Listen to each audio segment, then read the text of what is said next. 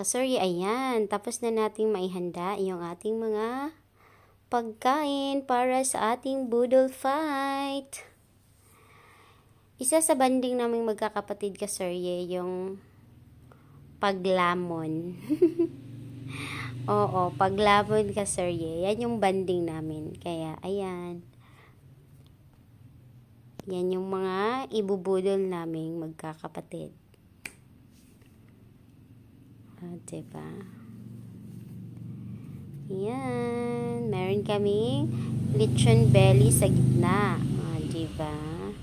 Tapos, mga gulay-gulay, seafoods. Tapos, may fish din kami. Kaso, hindi yata na hagip. Or baka hindi. Ay, ayan pala. Nakabalot pa sa foil. May pusit din.